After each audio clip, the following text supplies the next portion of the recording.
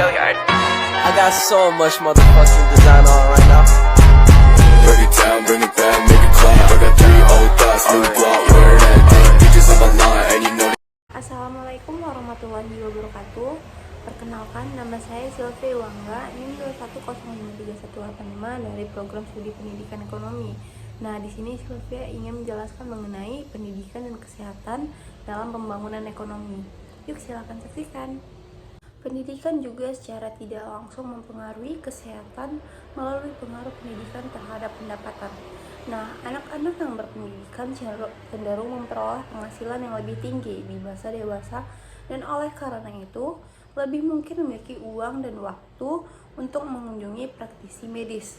Anak-anak di sekolah dan orang tua mereka memiliki lebih banyak kerugian finansial dalam mengambil risiko kesehatan seperti merokok, berhubungan seks tanpa kondom, membuat pilihan makanan yang buruk, dan gagal berolahraga. Dibandingkan mereka yang tidak bersekolah, faktor-faktor ini dapat mendorong perilaku pencarian kesehatan. Di masa dewasa, pendapatan yang lebih tinggi memungkinkan orang untuk makan makanan yang lebih baik. Walaupun dalam beberapa kasus kekayaan bisa juga menyebabkan mereka makan terlalu banyak. Tinggal di tempat tinggal yang lebih aman, melindungi diri dari guncangan lingkungan, dan membeli perawatan kesehatan yang lebih baik. Konsekuensinya, kaum terpelajar mungkin lebih tahan terhadap kegagalan kesehatan dan lebih mampu menanggapinya. Pendapatan yang lebih tinggi juga mempengaruhi kesehatan mental. Orang dengan pendapatan yang lebih tinggi memiliki jaringan dukungan yang lebih efektif daripada orang miskin. Nah, mereka cenderung merasa dan dikucilkan secara sosial. Kekayaan memungkinkan kontrol yang lebih besar atas keadaan seseorang daripada kemiskinan. Dan karena itu, tingkat stres cenderung lebih rendah. Kombinasi pengucilan sosial dan stres dapat membuat mereka yang kurang berpendidikan lebih rentan terhadap penyakit mental dan dampak fisiknya melalui efek positif pada tingkat upah. Pendidikan juga dapat berkontribusi terhadap penurunan fertilitas. Upah yang lebih tinggi meningkatkan biaya peluang bagi perempuan untuk membesarkan anak secara penuh waktu. Dan di sebagian besar negara, kenaikan upah dikaitkan dengan penurunan kesuburan. Seperti dibahas di atas tadi, penurunan kesuburan memungkinkan orang tua memusatkan sumber daya pada lebih sedikit anak, sehingga meningkatkan kemungkinan anak menjadi sehat. Mungkin yang paling penting, konteks yang lebih luas penting dalam memfasilitasi hubungan antara pendidikan dan kesehatan. Jika misalnya sejumlah besar orang yang menganggur, maka peningkatan tingkat pendidikan tidak akan meningkatkan pendapatan dan manfaat kesehatan yang akan mengikuti dari pendapatan yang meningkat. Meskipun buktinya jauh dari lengkap, tampaknya interaksi antara pendidikan dan kesehatan dapat mendorong spiral pembangunan yang baik. Kebijakan yang efektif membutuhkan bukti yang kuat, dan campuran penelitian yang kuat mungkin berpotensi mendorong pemahaman kita lebih cepat daripada strategi penelitian tunggal.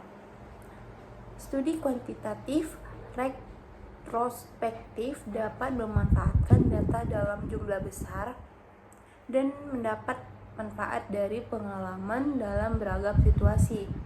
Studi kuantitatif dapat memberikan wawasan dan mengarah pada hipotesis kritis dan dapat diuji. Kesehatan yang baik meningkatkan kehadiran di sekolah dan meningkatkan pembelajaran.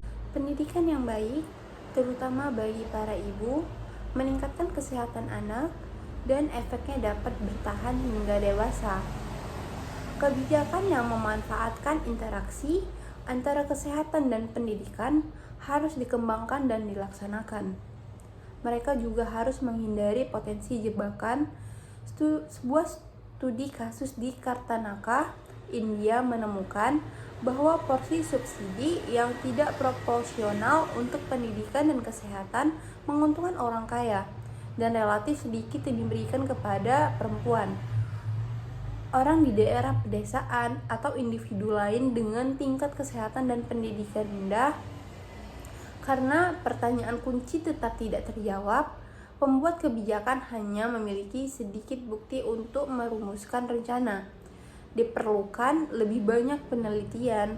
Studi acak harus menjadi fokus penting dari upaya, tetapi desain penelitian yang berbeda memiliki kekuatan yang berbeda yang mungkin bermanfaat bagi upaya penelitian. Studi kuantitatif retrospektif dapat memanfaatkan data dalam jumlah besar dan mendapat manfaat dari pengalaman dalam beragam situasi. Studi kualitatif dapat memberikan wawasan dan mengarah pada hipotesis kritis dan dapat diuji. Kebijakan yang efektif membutuhkan bukti yang kuat dan campuran penelitian yang kuat mungkin berpotensi mendorong pemahaman kita lebih cepat daripada strategi penelitian tunggal manapun. Sekian penjelasan Sylvia mengenai materi pendidikan dan kesehatan dalam pembangunan ekonomi. Apabila ada kesalahan, mohon maaf. Wabillahi taufiq wal hidayah. Wassalamualaikum warahmatullahi wabarakatuh. I fucking with these hoes,